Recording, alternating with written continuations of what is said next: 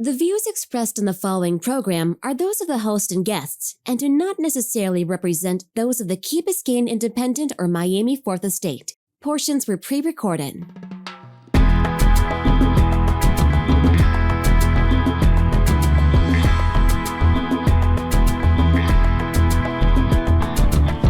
And again, I think of her, I think of you, and I want to puke. She will always be my friend.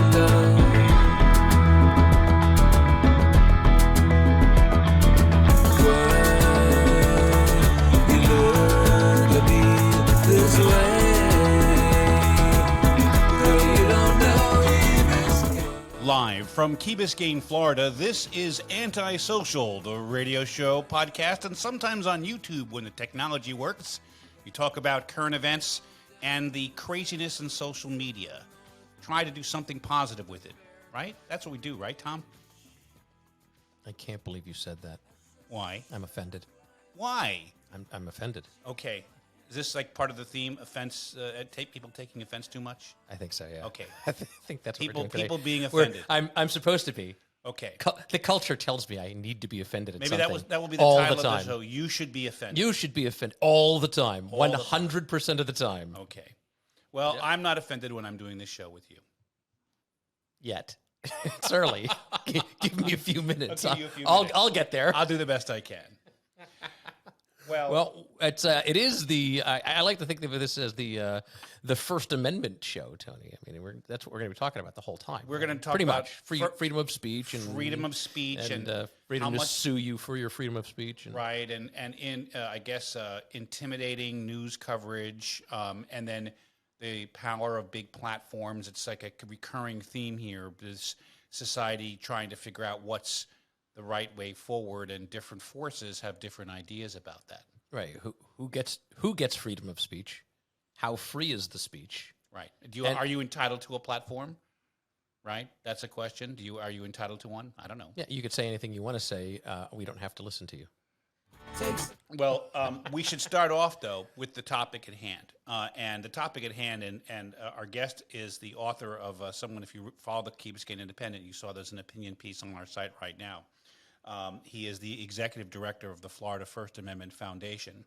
And we're going to be talking to him about the proposal now pending in the Florida legislature to basically change the law of defamation. So I'm gonna guess he's got a strong opinion. I would say he has a strong opinion. Yeah. Yes. Yeah. But before we get to his opinion, the governor had, I guess, a roundtable. He invited a number of people who are in favor of making it easier, I would say, to summarize this, making it easier for plaintiffs to sue for defamation. He had a person who was filed a defamation action against the Washington Post for coverage involving a confrontation up in Washington. He was with a Catholic school group, the Sandman case. Yep. People know that one. Yep. He had an attorney on talking about various things. And it was this kind of like very well-produced talk show hosted by the governor to talk about his views of why the libel laws needed to be changed to, in his view, correct a news media primarily that was, in his words, smearing. But I've said enough. Let the governor. We're going to play him for a minute, and you can hear the governor for himself. It's our view in Florida that we want to be standing up for the little guy against some of these massive media conglomerates. And if they're able to come in and do like they did with Nick, that has huge damage that gets done in our society. It really chills, I think, people's willingness to want to participate. And again, a guy like me, I have a platform, I'm fine, but there's a lot of other people, I think, who get maligned unfairly and then really don't have the adequate recourse, which I think would be good. And you know what? It would contribute to an increase in the ethics in the media and everything if they knew, you know what? You smear somebody, it's false, and you didn't do your homework, you're going to have to be held accountable for that. Again, in a private realm, not by government regulations. So that was the governor, and now we have this House bill. It's House Bill 991, pending in the Florida legislature. And our guest, as I mentioned, is the new executive director of the Florida First Amendment Foundation. His name is Bobby Block. He comes from Florida Today, where he was the managing editor. And welcome to Antisocial. Oh, pleased to be here. Although that every time I hear that clip from the governor, I keep thinking I'm in an alternate universe. But yes, it's a pleasure to be here. So obviously this is, you put kind of an alert out. We did in our newspaper publish it, and I have my own thoughts about it. But I wanted to start off with you because you're working with an organization that is most of the time trying to fight for open records and sunshine meetings. And every year the legislature comes up with new exemptions of ways to not make information public. That's often my interaction with your organization. This is a whole new level. It is indeed. This is a direct assault on the First Amendment, and it's a direct assault on everyone's rights who wants their voices to be heard. The governor is making it seem like the media is just one section of the media that would be impacted by this. He's trying to give the impression to everyone that this is a move to rein in the New York Times, CNN, the Miami Herald, those publications that have been most critical of him, and trying to paint them as being the villains of this story, when in fact this legislation that's proposed would in many ways take out everything. If you're on Twitter, you could be affected. If you're on Facebook, you could be impacted. Conservative media, particularly local Christian and conservative radio stations, forget about it. You would be clearly in the crosshairs of this bill, because what it does is it makes it very clear that if you take on any story and get any part of it wrong, and especially if you use anonymous sources, it's false and you're in trouble. Most worryingly, there in the House bill, there's a provision that the article doesn't even have to be wrong. If the article is true, but is deemed to portray you in a negative light, you have grounds for a lawsuit. So this is something that it's a blunt instrument. You mean, wait a second, if it makes you feel bad, you could be sued? It's the tort of false light. If you feel that someone wrote a story about you that was geared, that its main purpose was to make you look bad, you have grounds for a suit. Which, I don't know. By and large, I also completely object to the governor's idea that this impacts the little guy. I think more little people would be impacted by this. Think about a housewife on Facebook having a dispute with the city or the county over zoning or development plans, and she's that never happens. It never happens anywhere in Florida. But imagine if it did. That this woman got very upset and wrote on her Facebook page, I think the county manager must be on the take for him to have approved this deal. This is a terrible deal. He's not listening to any of his constituents or any of the people of this town or the county commissioner or the municipal councilman. Under this law, they can be sued. So let me back up for a second, okay? Because we could go on about what's wrong with the solution, but we've skipped a step. Would you agree or not agree that there's a problem? There's a problem with media, and at times a large swath of the people who consume media don't trust it and don't think it's out for the best interest. They view it as being clickbait or overly sensational or a hit piece. How has this view changed from the start of our republic? I mean, if you go all the way back to the start of our republic, you will see the same complaints that people have about the press and the media today was going on back then. This is nothing new.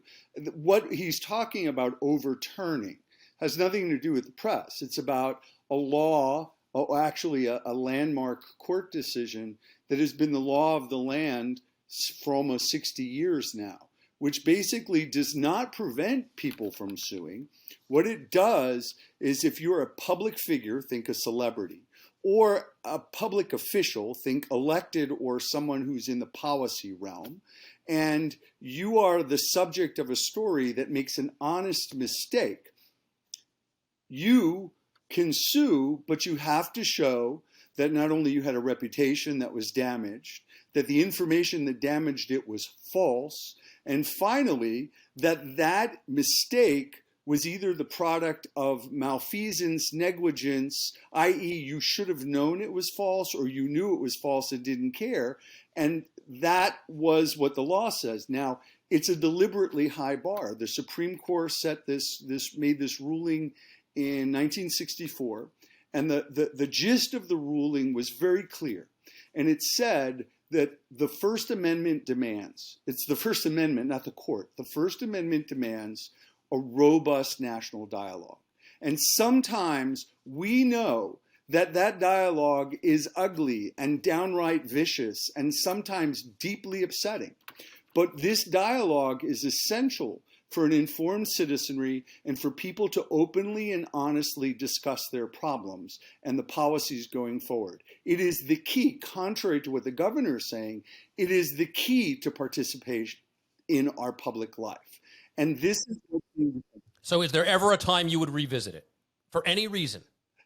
I'm not here as an advocate to revisit the law. I'm here standing up for the First Amendment. The First Amendment is very clear. Congress shall make no law.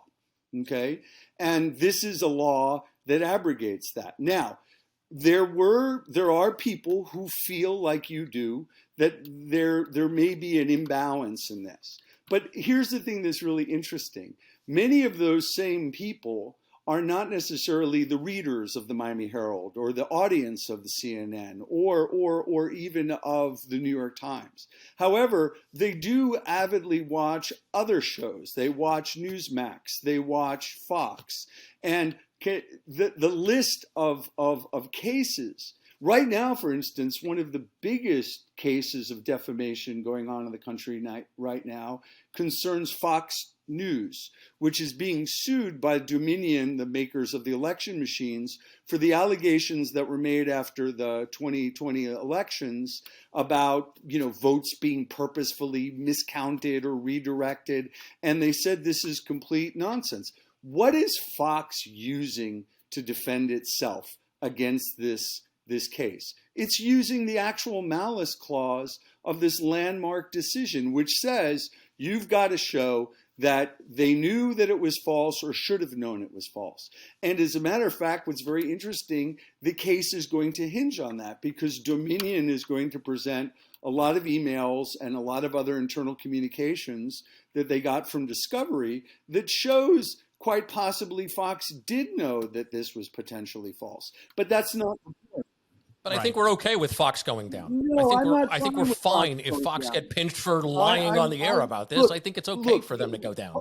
Right, but you're arguing in favor of the very standard that this bill is attacking. No, yeah, I'm So suggesting the bill is fine. I don't mind removing the statute if it means Fox gets pinched. Right, but the standard that our guest is talking about is Times versus Sullivan, and the actual malice standard. And I guess the point is, this bill would weaken if it was held to be constitutional, and I know there are doubts about that. Well, I mean, right, but this is just as a point of reference, we all know that this is policy as marketing, right? Like, this is like the Disney thing. Oh, we're going to get rid of Reedy Creek, only we're not really doing anything except replacing the board. Right. Well, it used to be a corporate board, and now it's a DeSantis board. Yeah. Yes. Yeah. Okay. For now. So, but I guess to get back to the issue, and the position the governor's saying is, people feel that the media is, I guess, that there's a out of step with their values, and therefore they need to be reined in. But the point, and I think the strongest one you're just making, is that this really doesn't. This bill is so destructive to freedom of speech in general that it would chill speech everywhere, not just by big news organizations. Our little Key Biscayne Independent, we have to get insurance. I don't know what would happen to the insurance market for every. Insurance will go through the roof. Yeah. There are already indications that it's Yeah. going to go through the roof. Look, there's no doubt about it that this bill, this proposed legislation is unconstitutional. It's unconstitutional just based on the grounds of the 14th Amendment, which guarantees all citizens of all the states equal rights under federal law. And this is effectively changing federal law for citizens of Florida. So it would have to be challenged, right based on that alone, that you're not on an equal footing with relatives or friends in Georgia or Montana or California. But the fact. But will that challenge happen before or after the 2024 election? Because he doesn't care. Well, after it's that. not when the challenge takes place. It's when will the court hear it? And then the other question that becomes key is, will the lower courts ask for an injunction? Will there be an injunction granted? Increasingly, the courts seem loath to grant injunctions, which means that let's think about this. Let's say the bill passes, and there's a good chance it will. If the bill passes, it gets challenged, and there's no injunction, then the law stands in the state of Florida. Therefore, let's just take your operation here. You would have to get extra lawyered up. Right. Your insurance rates would go through the roof. And anytime you ever talk about anybody, you will have a team of lawyers on your shoulders saying, no, no, no, no, no. Does that sound like the kind of environment that is, according to the governor, opens up participation to everybody? No, I think on the contrary, it does the exact opposite. The thing that's also interesting about this is, who this bill really benefits are trial lawyers. And what's particularly interesting is he came out at the beginning of the session wanting to limit litigation. As a matter of fact, this legislature went so far as to say Floridians cannot sue their insurance companies over a lot of the issues they used to. So when it comes to your insurance in a state prone to natural disasters, you can't sue. But you want to sue your local radio station into oblivion? And if you don't think that this impacts everyone, if you don't think there are, to use the governor's words, woke leftist liberals rubbing their hands, seeing an opportunity. Cabal? A cabal. Was it a cabal? Look, no one. Go ahead. There are countries which do not have these kinds of robust political debates. Personally, I wouldn't want to live in any of them. And the other thing I want to get back to, because you mentioned it briefly in discussing the problems, and I'm just going to say, we talked about the Times versus Sullivan issue, but this does so many other things. The fact that you could basically sue over false light or hurt feelings, even though it might be technically true, you could prove what you said was true. You'd still allow lawsuit to go forward. It also changes the attorney's fees. It makes it kind of uses a civil rights model where it awards the plaintiff's attorney's fees if they win. If a defendant wins, no, sorry, you still have to pay for your lawyer. So it's everything is completely tilted in another direction. The thing I want to zero in on, though, and we only have a couple of minutes left. This is a community, Key Biscayne, where we have recovered on our little newspaper has covered on not one, but two defamation actions in the community that had nothing to do with news reporting, right? One of them had to do with ads that were placed in a local newspaper by someone who was taking on various institutions, and one of the institutions felt it had been maligned, and it filed a defamation case, and that case was settled. There was another case where an employee of a condominium association took objection to some communications that the condo association made about his employment, and he sued as a former employee, and that case was also settled. Now, these are things that are arising out of email blasts and little ads in a community newspaper. Can you imagine what would happen if people got access to WhatsApp chats or Facebook posts or a whole bunch of other things?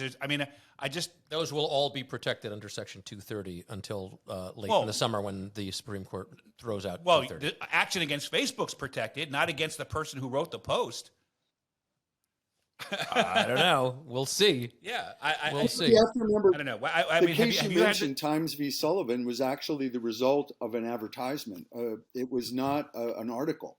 There were a civil rights group put in an advertisement about the Montgomery police and protests in Alabama, and it got some facts wrong about how many times Martin Luther King had been arrested and how many actions the Montgomery police had launched. So they used those mistakes to sue the New York Times. And I think in 1962 was when it went to a jury in Alabama, and the jury awarded, and Sullivan was with the Montgomery police, and the jury awarded Sullivan $500,000, which today would be, that's 1962, a huge amount of money. I would assume it would compete up there with what Alex Jones is facing. And that was the case. It wasn't over a news story. It was over an advertisement. So yes, I mean, even then, but imagine 1964 was when this decision was made. The media landscape is very different now. As a matter of fact, you could argue that everyone who has access to social media is a content creator, is a journalist. And therefore, I have argued that. There you go, Thom. I have argued that point to the T. Our guest is agreeing. Well, you guys are agreeing. Right. Holy smokes. Multiply the numbers of people who could look. This is introducing the Wild West of litigation. It'll be like the litigation saloon where everyone goes in and everyone's suing each other. This does not benefit our society. I would argue that the proposed legislation. Are we going to see billboards on I-95 from law firms? Like, you know, now it's like 1-800-SLANDERED? 1-800 instead of like the ones I have as an accident. Now, did someone say something nasty about you? Call us. We'll sue them. I mean, that is definitely a real possibility. I want to circle back to where I started this. I'm going to read you. I'm going to read you a statement. I want to get back to the problem. This is our last question. This is our last question. Yeah. According to a Reuters Institute for the Study of Journalism and a YouGov survey, only 26% of Americans express general trust in the news. That's tied for lowest level in the world, along with citizens of Slovakia. And the U.S. hasn't had a peak of more than 35% trusting in the news since the last millennium. When I look at those, I can't help but think that this is a politician taking advantage of a self-inflicted wound that the media has made on itself over decades. And if we took better care of what we had, we wouldn't be in this situation, and this guy wouldn't be able to propose that type of litigation. I'm not sure I agree with that. First off, the media is not monolithic, okay? The media is not monolithic. Secondly, here's a really important thing to remember. The media is a reflection of the society that it serves. And right now, we are a polarized, very divided, and very angry society. We are increasingly distrustful of most institutions in this country. So I'm not surprised at all that the media isn't trusted. But that's not the point of the media, to be trusted or not. The point of if you would go to Germany and you would ask a German citizen, what is the point of the media? They would say to provoke debate, okay? And the point of of the law is to protect that debate, to allow all viewpoints. Unlike you, I don't want to see Fox taken off the air. I don't want to see conservative radio taken off the air. All of these voices have a place. And whether Americans... What about Scott Adams? Is Scott Adams okay to be on the air? Can Dilbert survive? Look, the question is, if you violate the law and you delve into hate speech, then you're in a different territory. We are talking primarily about most people who are engaged discussing current events on the controversies of the day. And you are going to find a wide range of opinions. And increasingly, the other thing that's really funny that you have to talk about when you talk about trust, we're also living in an environment of where social media dominates. And what is the main criticism of social media? It creates echo chambers. So we only end up gravitating towards what we trust and we believe in. We end up in these little circles. So am I surprised that people don't trust the media? Not really. I'm surprised that people don't trust the courts. I'm surprised that people don't trust the government. People don't trust anything anymore. But the point of the matter is, that's not what the First Amendment is about. The First Amendment is about protecting everyone's voices so that they can be heard and that they could add to this great big stew of opinions that are out there, and they can help make better public policy, and they can help guide the country. And maybe they'll increase division. Right. Maybe. Bobby Block, I wish we had more time. This is a fascinating topic, and we will try to come back to it sometime. And also, hopefully, some of the other issues your organization is fighting, which we try to do this show every year about various things. Bobby Block, the executive director of the Florida First Amendment Foundation, I want to thank you for being our guest on Antisocial, and we'll be back after this. Key Biscayne, I'm in paradise.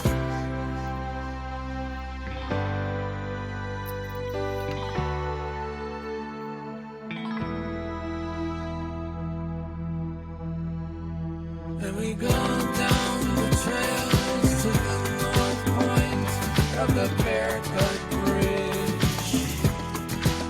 And we are back on Antisocial. I'm Thom Mazloom. And I'm Tony Winton. That was a barn burner. Well, it's a passionate issue. I mean, the governor. I think you're correct. I mean, he's looking at polling, and saying I'm going to take a shot when I think I could win. And if this becomes law of the land, then Bobby's going to get sued because he just said that Scott Adams engaged in criminal hate speech, which he did not. I think it was just a racist rant. I think it was a if. So I'm not sure he did. But the question we'll is, let the court settle it. Yeah, No, I mean the point is, if you're going to I'm have teasing, Bobby. I thought you were a great guest. Yeah. The question is, you raise this issue about who gets to speak whenever. That's the way you were closing out the show. Yeah. And right now, the discussion on our first segment, just so I make sure the viewers and listeners are kind of figuring where at least I'm at anyway, is that there's a difference between using the power of the government through a defamation lawsuit to have a court basically order you to pay somebody for an alleged wrong or a wrong, or a government saying you can't speak. You will throw you in jail for speaking. That's your traditional view of the First Amendment. Right. That's what he's referring to. That's different from the commercial world where you lose a TV show or you lose a comic strip or you are no longer popular for many other reasons, and the person who's employing you, collectively or individually, decides to stop doing that because of your conduct. And that is something that's been in Yeah, the market. I'm fine. I'm fine. I'm fine with that. I just think that while I think that the proposed solution is a bad one, I don't think we should sidestep the conversation about the underlying problem and how we get here. Well, let's listen to what Mr. Adams said. Scott Adams, the creator of the comic strip. Oh, we're on to that? I didn't know I guess I brought it up, so I guess we're there. Well, yeah, we got to roll with it now. Let's play that clip. As of today, I'm going to re-identify as white because I don't want to be a member of a hate group. I'd accidentally joined a hate group. So if nearly half of all blacks are not okay with white people, according to this poll, not according to me, according to this poll, that's a hate group. That's a hate group. And I don't want to have anything to do with them. And I would say, based on the current way things are going, the best advice I would give to white people is to get the hell away from black people. Just get the fuck away. Wherever you have to go, just get away. And this guy is complaining about the consequences for that statement, which after he did it and it's had 300,000 views, after he published it, which, he did it on his own. It's his own YouTube channel. It's his channel. Yeah. He did it again a couple of days later. And I don't know, will you say triple down on it? Double down on it? He has yet to recant. He's said publicly that nobody, while they have criticized him, they haven't pointed out how he's wrong. So I'm going to, if I may. And I'm going to do so in a not so Thom fashion. I'm going to do it without offending anybody. Okay. I'm going to do it in Well, ways that All right, are. let's lean back, everyone. Dig in. This is going to be in ways. Get your comfortable shoes on. Get a nice, comfortable place to listen. Do we have music for this? Is there a music bed? We could think of something. Girl from Ipanema. Do we have Girl from Ipanema? I don't know if I'll look and see if we can get something good. Okay. All right, so here we go. He is drawing all of his conclusions off this poll that he read. Yes, It's a Rasmussen poll. Which I don't know. I read it. It looked like a push poll to me. So, but anyway, no, it's not. It's not. I read it too. It's different. It's not a push poll. It's clickbait. Okay. Right? Close. They're not actually trying to do anything other than stir the pot. Yes, but it's like questions that they didn't ask. They only asked when you have a series. The questions the way they were presented, and without having an opposing question, you can steer the results. So. Yeah. And then when you look at the methodology, when you look at the breakdown, the cross section they use, it's like 1,000 people, which is a respectable poll. It's not a real scientific poll if you're going if you're not a nationwide. Yeah. But their sample is 1,000 people. We don't have demographic breakdown of rich, poor, but we have black, white, and there was roughly 200 black people, of which 26% said no. So that's what? So that's not even statistically. That's 40 people. Yeah. So if he's going to say, if this poll is correct, no, it's not. Everything after that is invalid. Every single thing he said, if his premise is based on that poll being accurate, and I've just proved it's not. He didn't care about the poll. No, he wanted to make the point. And I've watched several interviews with him subsequently, and his point throughout all of them has been, this was how he wanted to retire, and he wanted to go out and get people talking about race because the conversation about race in America has to happen. Like it hasn't been happening. We haven't had a discussion about race. Well, not honestly, according to him. Okay.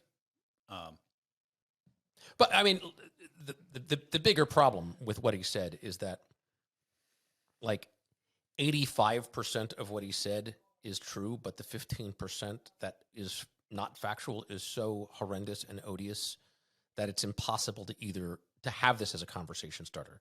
This is a conversation ender because of how malicious it came across. It's if his goal was to shut down his business, have Dilbert go down in history, like people will be teaching Dilbert in class. Well, you and I talked about this before the show. He's now turned his drawing of Dilbert into the Confederate flag. Yeah, exactly. And don't be surprised. Don't be surprised when you see Dilbert T-shirts selling like hotcakes among a certain demographic.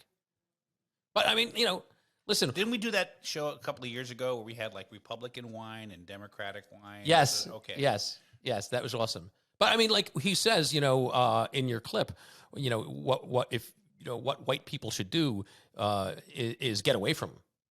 Just go away. That's already happening.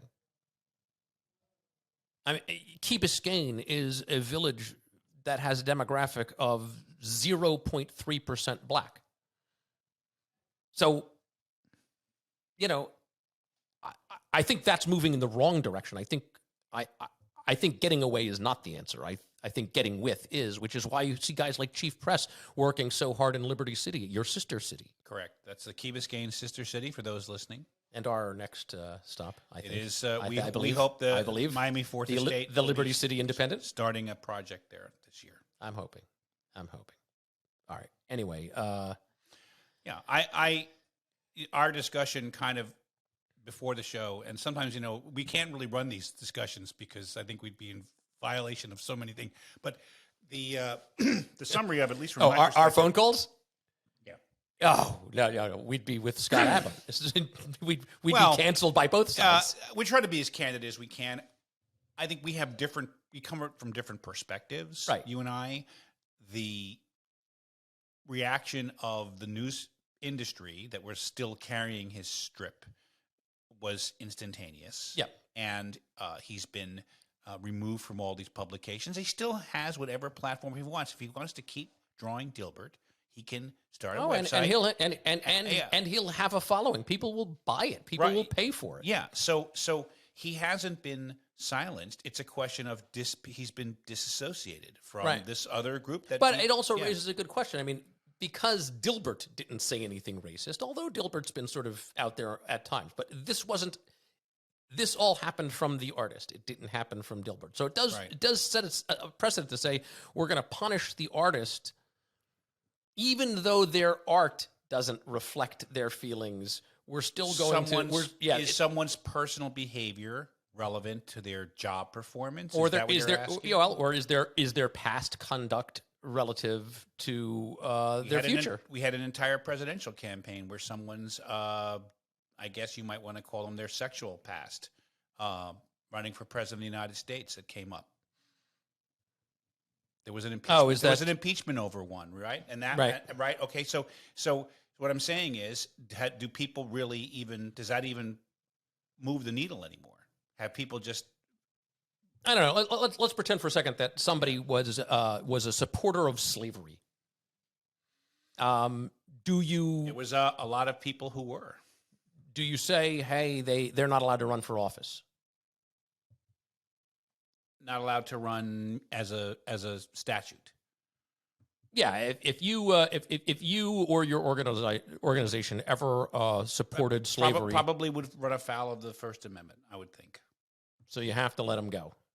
Well, I don't think you could. I don't think you could have a law that said you're ineligible to run for office because of one's beliefs. We actually have a provision in the Constitution about religious tests in the Constitution. The founders were very clear about not imposing that kind of a standard on people. Now, the voters can make any reason they want, and I could see a major party saying you're never going to get a nomination if you hold those beliefs. But in terms of the government as a matter of law, different standard, right? I don't know. You've got SB 1248 working its way through the Florida legislature right now. An act relating to political parties providing a short title, amending 103 point blah, blah, blah, requiring the division of elections to immediately cancel the filings of a political party if certain conditions exist, requiring the division to follow certain procedures. And that is essentially they're going to Ron DeSantis and his crew want to cancel the Democratic Party. Yeah, I don't know. And the procedures are what? They have to make financial filings? I don't. Again, it's policy as marketing. I just bring it up because it's right. We've lost our minds as a society. I mean, even listening to you and Bobby talk. Well, let me ask you a question. Key Biscayne, we had. Here's a question for you. This is we have in Florida, and I think we've documented this in our reporting and many other papers. We have a very weak financial disclosure law for candidates. We have dark money all over the place. All over the place. Happened in our last election for mayor in Key Biscayne. If there's a campaign finance violation and you were the winning candidate, should you then be kicked out of office if you do it? Like sorry, you're out. And then replaced by whom? I don't know. We have a new election. That gets expensive. Well, maybe you do it a few times, and maybe people would follow the laws. No, they wouldn't. They'd find different ways to break it without you finding out. Okay, like a speeding ticket. Just speed when the cop isn't around. Yes, there'll be detectors that you could put on your windshield. Financial detectors. Yeah. Whoops, they're looking. But so that's what I'm saying. So it's a law that, All right. Well, I guess what I'm saying is, the conversations about race and speech, it's almost impossible to have them because it's such a divided thing. And the parties continue to switch stances, and everybody roots for their own team no matter what, without limiting principles. And it gets tiring. Like even the conversation about the First Amendment, when I listen to you and Bobby talk, you're talking about, hey, we need to stand up for the First Amendment, and no matter what, that's fine. But when you get into the Sullivan thing, well, this is part of our institution. This has been around for 60 years, and it's part of the way we do things, and it's policy, and we shouldn't touch it. That's the definition of how a conservative thinks about doctrine. Yeah, And whereas, hey, this has been a while. We should look at this. It may be unfair. We might need to update it. That's how a progressive looks at it. We're at 39 minutes. All right. You want to move on? A giant can of worms. All right. Another long discussion, and we try to keep these shows at 40. So we're going to have to end the show now. We have a parting word or two, but All right, what's going on? Didn't we promise that we'd say to keep these shows to 40, and you made me promise to get you out of here on time today? Did you? What not? time is it? It's time for you to leave. I'm leaving. I'm done. I'm done with you. Seriously, we had one big thing we didn't talk about. All right. And we're not going to play the sound, but I know you want to ask me about it, so we'll spend a couple of minutes on that because yes. So speaking of the press, speaking of the press, we tend to think that these issues of attacking the press are something that happens to Fox and MSNBC and CNN, or locally it's the Miami Herald, but no, you had an incident. 2. Yeah, this is your second threat of violence after covering the e-bike story. Mm-hmm. A threatening message was left on your answering machine saying that if you don't leave the scooter kids alone, he's going to come and rape you and your whole family. Correct. Obviously, like I said, he's never seen you, so this automatically throws his judgment into question. But I mean, this is I'm sorry. I'm sorry. Yeah. This is why I didn't want to play the sound, Tom. Because I was going to mock it. Yeah. And you're not. You're actually taking it very seriously. I am taking it seriously only because it was directly connected to news reporting, and the first one was somewhat more amorphous. It happened during the campaign, and it involved someone in the heat of a campaign, and it didn't make any sense. The funeral music. I notified the FBI. But it wasn't. I didn't want to make a thing of it 4 days or 5 days before an election, whenever it was. This one though was much more personal, and it is coming, in an environment where I felt it had to be put on the record, and I did, and just so the record is clear, I did not want to write a story. That was a decision that I reported to the board of directors of this organization. The board of directors felt strongly that the story should be written, and it was assigned to someone else. Yeah, because people, the community needs to know that you, at a personal level, have been threatened for covering news that's important to this community. Not advocating for a side, not suggesting good or bad, but merely covering the story, and some jack-off called you and threatened you and your family. Now, whether they thought it was funny or not doesn't matter. That shouldn't happen. And the reason why your board wanted you to write about it, wanted to write about it in the Independent, and why I wanted to talk about on this podcast is to humanize it and say, hey, this shit's got to stop. This is nonsense. This is I appreciate stupidity. That. Yeah.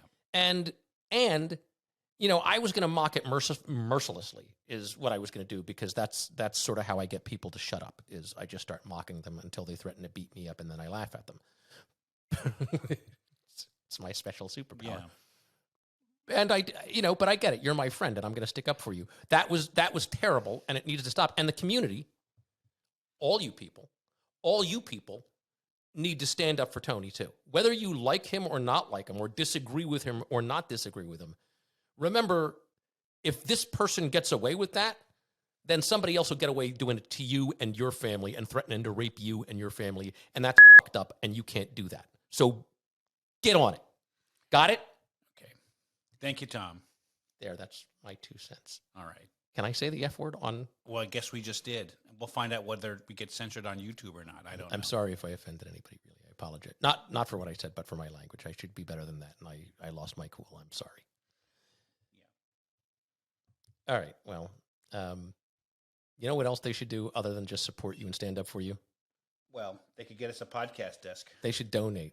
Go to keyindependent.org, hit the donate button, or get us a better desk. I mean, this is a mess.